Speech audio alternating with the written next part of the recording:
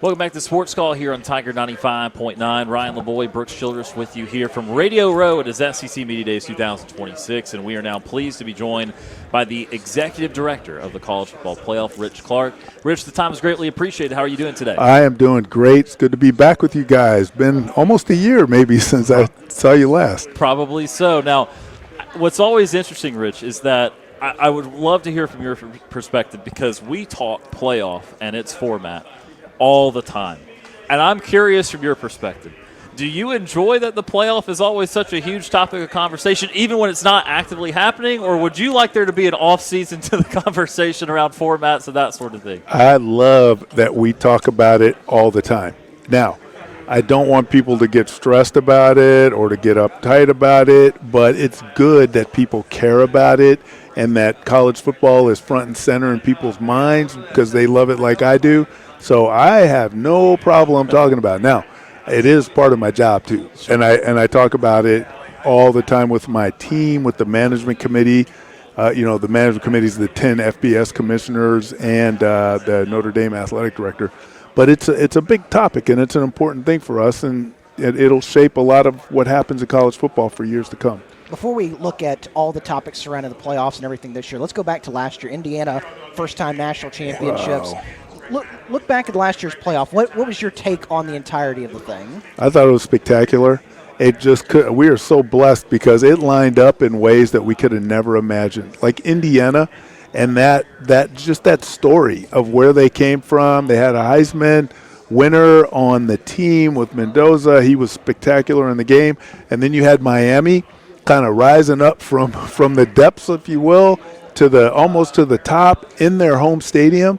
It couldn't have been a better story. And then the game was just awesome. Mm-hmm. Came right down to the end. So the whole thing, and I don't just mean the championship game, but starting at the home games in the first round were amazing.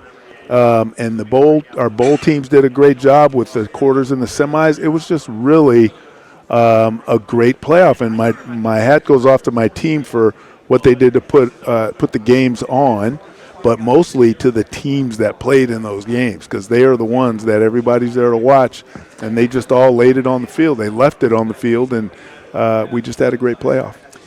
As we sit here for SEC Media Days, we are talking about the conference that seems to be in less agreement with maybe the majority right now. It seems pretty clear, at least from the outside, that the other power leagues would really like some sort of expansion, and 16's been discussed, and 24, and maybe numbers that we're not even aware of. But with the SEC stance, I know we can't divulge great detail, but what can you tell us about maybe their concerns, or maybe what is the I don't want to say hold up, but what would be the next obstacle in trying to examine or trying to get to a different number than what Sure. So I don't want to speak for Commissioner Sankey, but I'll just speak from what I see from him is that he's very deliberate and he's very thorough, and he does not want his conference agreeing to a decision that is not all the way thought through. And there's so many issues that people may not realize. You have scheduling issues. All right, that's a lot of football games that you have to put into a schedule that we don't want to be any longer than it already is. How do we do that? You have student health and safety because you cram those games in, but you don't want to shrink the time in between games. You want students to be able to recover and to be healthy and to be able to play in the next game. You have revenue issues. If you do this, if you go to a bigger format, 24, let's say, you might have to do away with the championship games, the conference championship games. So, I mean, there's just a lot of issues out there that have to be thoroughly thought through. And what media, who's going to buy these games, and we don't know that yet, but that would be a question. What do the fans think? There's just a lot of things. And I know what he doesn't want to do, and I say this probably for not just him but all the commissioners, is make an uninformed decision. Be informed on everything that you know about because there's always some things that you didn't expect, but you have to answer the things you do expect that are going to be issues. And that's what we're doing. We're trying to get the answers, but usually every time we get answers to the group, it drives 3 more questions, which is a good thing. They have to ask questions. That's what leaders do, and that's what they're doing here. We saw this past season, because we are going to have a different formula in terms of if you're winning a power conference, you're going to be in now. And we saw that come to light last year when Duke won the ACC championship, but with 5 losses was not in the playoff. And look, for me, in my opinion on the outside, look, they lost to one of the teams that got in the group of 5 in Tulane. And that's a bunch of losses to accrue.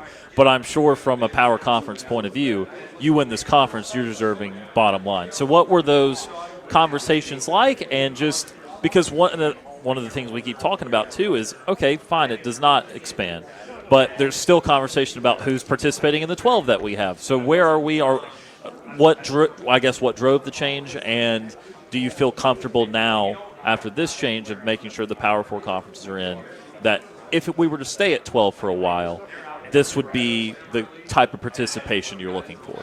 Yes, great question, Ryan. So that decision was actually made about 3 years ago to have it so that it's the automatic qualifiers are the conference champion from each of the Power 4 conferences plus the highest ranked G6 team. Not the highest champion ranked, but the highest ranked period G6 team. So that decision happened some time ago. So the decision to do that or to make that change wasn't really something that we had to go through this year. It was just automatic, And I think the reason that it went that way was because of what we saw last year and how things transpired. But it also drove all of the conferences to rethink and just at least double check their tiebreaker situations of who's going to be in the championship games and what teams are going to actually be represented. So that was a big change, but it had been decided some time ago, and I think it'll be a good change as well.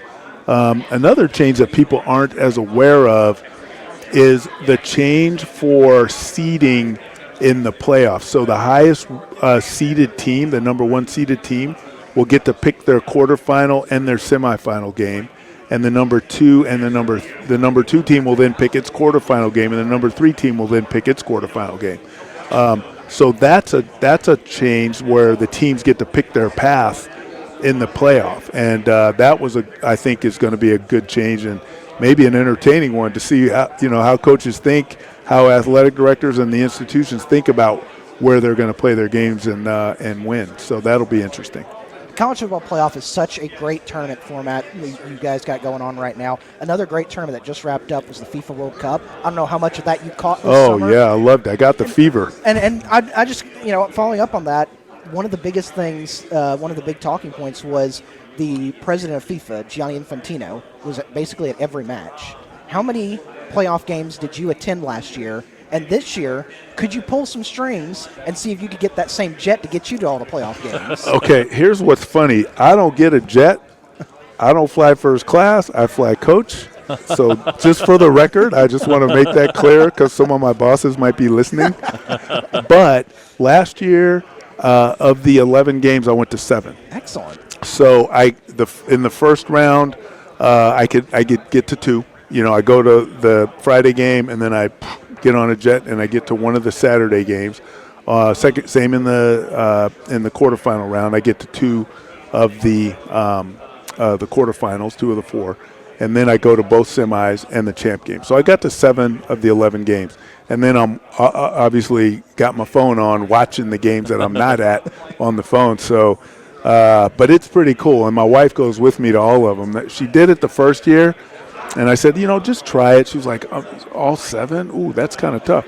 But I'm in. And she did it the first year, and then she said, I'll never miss a game. I am in.